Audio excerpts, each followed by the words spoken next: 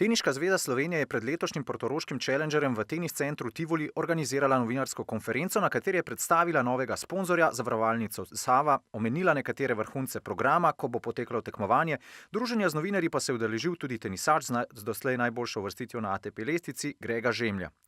Žirovničan je namignil na to, da se namerava letos poleti posloviti od profesionalnega tenisa. Veliko je odvisno predvsem od njegovih rezultatov v prihodnjem mesecu. Po dogodku smo se z njim pogovorili, k mikrofonu pa povabili tudi predsednika Teniške zveze Marka Umbergerja ter direktorja Teniške zveze Gregorja Krušiča. Ja, letos je drugače, da to še bolj postaja festival celotnega slovenskega tenisa, se pravi, ne gre samo za challenger, ampak gre za eno serijo turnirjev, ki jih ima v konkurenci 12, 14, 16 in 18 let, tako da je dejansko namenjeno, da se bodo pravzaprav vsi slovenski teniški igralci oziroma čim več njih udeležili tega našega turnirja. Drugo je pa ta družabni del, letos je nekaj zelo eminentnih gostov, Bajaga, Toni Cetinski in tako naprej, se pravi, da bi vse skozi to nekako povečalo tudi ta družabni interes in da bi to dejansko en, rekel, športno-družabni praznik na obali. Challenger imamo zagotovljen še za kar nekaj let naprej, z ozirom na to, da smo bili 2 leti zapored izbrani kot najboljši organizator turnirja Challenger, ker pa se skozi pogovarjam, se pogovarjam pa o teh datumih. Ta datum začetek avgusta je sicer privlačen, zato ker je veliko turistov, zraven je pa poln in je težko dobiti in usklajevati sobe, tako da, kar se nas tiče, bomo vztrajali na tem, da bo isti datum in da bomo vsako leto turnir naredili še nekoliko boljši in še bolj odmeven in prijazen. Zelo težko to spremljam, moram povedati, ker jaz Žegata poznam, odkar je začel v naši reprezentanci igrati. On je ne samo, da je odličen igralec, je tudi odličen človek, visokih moralnih načel, stalni reprezentant Davis Cupa in jaz mislim, da je škoda za njega, ki je še tako mlad, da bi teniško nehal igrati. Danes sem vesel, ker je rekel, da pravzaprav ni še 100% prepričan. Jaz bi si izredno želel, da bi Grega še naprej igral, ker je tudi nepogrešljiv del naše Davis Cup ekipe.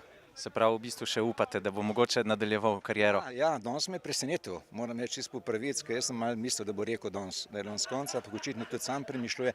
Res je prehitro, on je cel življenje tenisu posvetil in je škoda, da ne bi še nekaj let igral za njega in za slovenski tenis. ATP Challenger, zavarovalnica Sava, Slovenija Open je največji poletni športni dogodek v Sloveniji, tako da priprave potekajo že nekaj mesecev, seveda smo zdaj nekje v zaključni fazi.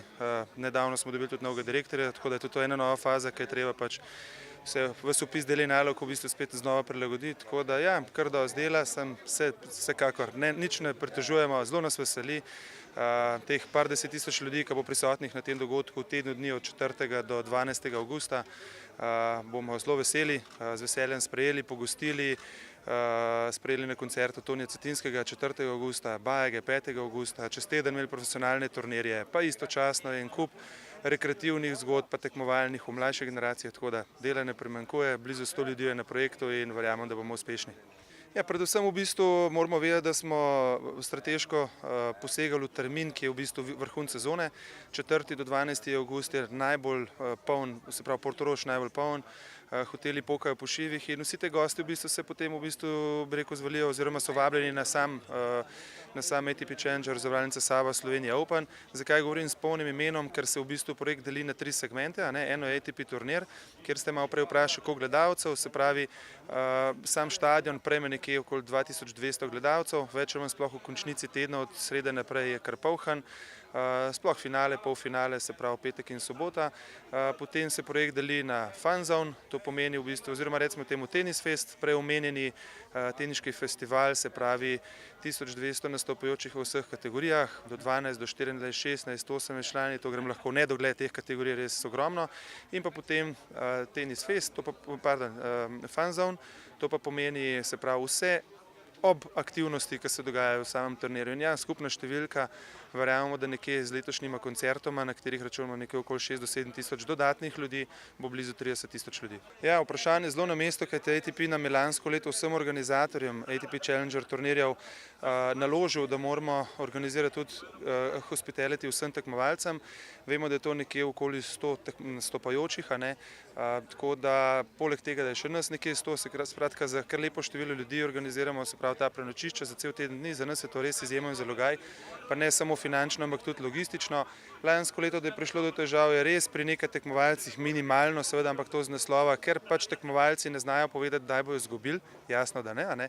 In potem v bistvu se je hoteli zaradi teh, v bistvu, bi rekel, teh terminov, teh zasedenosti in tako naprej, težko v bistvu uskladiti, a ne, da bo pač dejansko optimalna izpolnjenost teh oddelov. Tako da se pravim, ta logistika je kar zalogaj in s tem se resno ukvarjamo, ampak smo letos še dodatno nagovorili sam problem ali pa izziv in je zadeva že usklajena.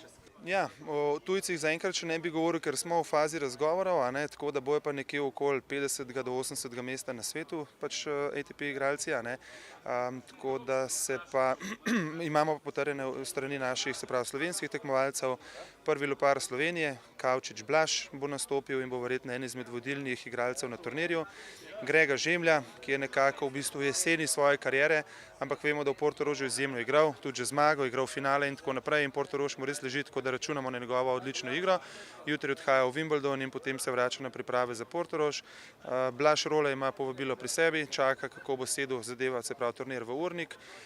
In pa Grega Boh, to je naših najaktivnejših članov trenutno, mlad igralec, ki obeta in glede na njegovo aktivnost, angažmaj in tako naprej smo se pri Tenis Slovenija s predsednikom Markom Bergenom odločili, da in pa seveda kapetanom Blažem Trupajem odločili, da mu podelimo povabilo organizatorja. Tako je, da v bistvu več ali manj vsi naši fantje so se aplicirali za pridobitev povabila organizatorja. To je v popolni ingerenciji našega kapetana Blaža Trupaja.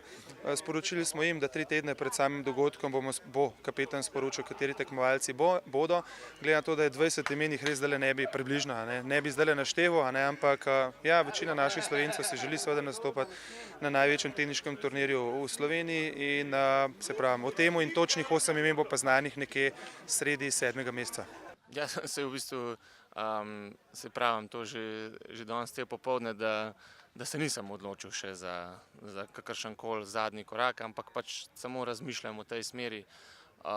V zadnjih 2 mesecih sem dejansko malo, kako bi rekel, stopil s plina in začel razmišljati tudi pač v zadnjem turnirju, ki bi potencialno bil Portorož, kjer sem se zmeraj zelo dobro počutil in kjer zelo rad nastopam, tako da na vse zadnje jutro odhajam v Wimbledon na kvalifikacije in probam siguran stisnem čez obe, pa odigrati maksimalno dobro, probam čim boljši rezultat doseči. Pol bom pa videl, no, za naprej, puščam si zaenkrat še odprte možnosti. Tudi jaz, če bi bil Roger Federer, bi definitivno vztrajal še par let, tudi če bi bil Feliciano Lopez, bi vztrajal. Jaz sem pa pač Grega Žemlja in imam določene stvari, ki me pač, ne vem, v tenisu, svojem tenisu, ki me pač motijo in določeni občutki, ki jih verjamem, da igralci, ki so stari, ne vem, 30, 35, ki jih nimajo in ne vem, se počutim na ta način, mogoče sem že tudi prej v karieri, ki sem imel tisto bolezen, tudi razmišljal že v tej smeri, se pač zato nisem odločil, ampak dejansko jaz mislim, da ogromno športnikov pač pride na ta nivo, ki se pač treba odločiti med ali vztrajanjem ali pa nadaljevanjem. Ne, niti ne z zdravjem, pač tiste problemi so za mano, poškodbe tudi dejansko nikoli niso bile problem, ne vem, če sem imel mogoče eno manjši problem s komolcem, drugače pa je pa vse štimal. Ampak ja, ne, problemi so, ne vem, mogoče bolj taki osebni, se zaenkrat je še brez veze o njih govoriti, ker se dejansko še nisem za nobeno stvar odločil in v primeru še zmeraj, da se karkoli poklop, da pride neka doza elana v moj tenis, sem še zmeraj marsikaj pripravljen narediti in bomo videli, no, kaj bo čas prinesel. Ne samo tam, tudi na samih treningih, na samih pripravah, na samem počutju, ki sem v bistvu na teniškem igrišču, tako da tam se največ pokaže, koliko je še želje, koliko je še žara v posamezniku. Niti ne toliko, kakor v bistvu sami občutki na igrišču, ki niso več to, kar so bili v preteklosti. res, da sem pač ogromno enih stvari žrtvoval, da sem v bistvu, da sem bil 100% v tem športu, ampak verjamem, da v bistvu v primeru, da bi vse skupaj zaključil, da bo tudi za te stvari prišlo še kar ogromno časa in se ne obremenjujem s tem. Ja, vaše informacije so zelo točne. Praktično vsi teniški igralci, ki še tekmujejo, ki so tekmovali, so v tej skupini in v teniškem centru v Lukovici. Smo v bistvu v zadnjem obdobju organizirali par tekem, eno tudi z slovensko hokejsko reprezentanco, za NK Naklo in dejansko smo vsi skupaj uživali v tem. To je bila tudi pač priložnost za nek družaben dogodek, da smo še bolj povezani in mislim, da nam je vse skupaj dobro uspelo. Ogromno ene zabave v bistvu je bilo povezane, smeha s tem, pogovorov tudi na vse zadnje o tenisu, o problematike ali pa mogoče nadaljevanju. Sem pa jaz kapetan te reprezentance in moram reči, da je to res tudi ena taka posebna čast. Treba je vedeti, da dejansko 3 tedne nazaj, da smo nekateri šele prvič stopili v nogometno obutev in začeli igrati nogomet na travi. Jaz praktično mesec nazaj še nisem nikoli igral nogometa v bistvu na pravem velikem 11-11 igrišču in zaenkrat smo še na začetku, ampak definitivno pa obstaja tudi ena vizija, da bi mogoče kdaj se prestavili v kakšno divjo ligo, rečemo temu.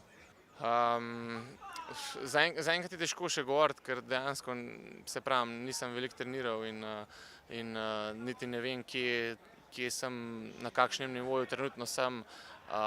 V Portorožu bom že pač teden, 10 dni pred samim začetkom in se probal čim bolj pripraviti.